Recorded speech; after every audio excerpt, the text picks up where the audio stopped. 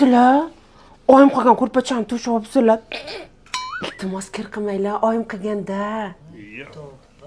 Siz turing, o'tirmang. Cho'kib ketadi paxtasi. Onangni qilgan ko'rpachasimi bu? Oyijon, no. Tintakmisiz?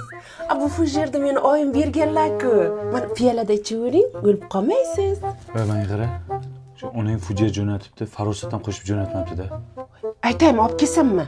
Oyim aytuvdilar-da, nima kam bo'lsa ayt, olib kelib beraman dedi. Yo, sen unda qilmasding-ku, uchrashuvda nima unda bo'lyapsan, ha?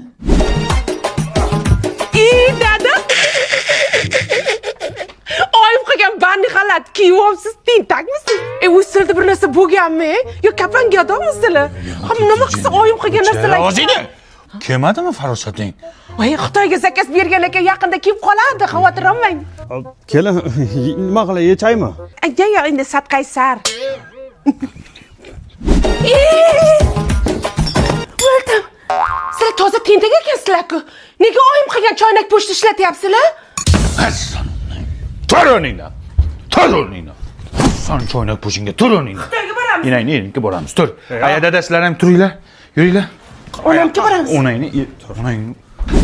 Aya, dada, men Tavrabdan yangi uy oldim.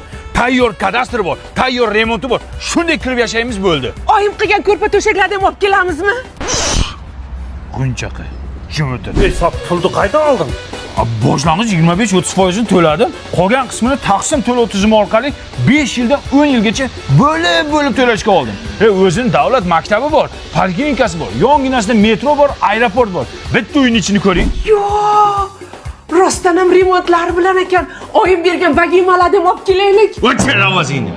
Onang bergan bitta cho'pan bu uyga kirmaydi. Shu uchun bu uyni sotib oldim.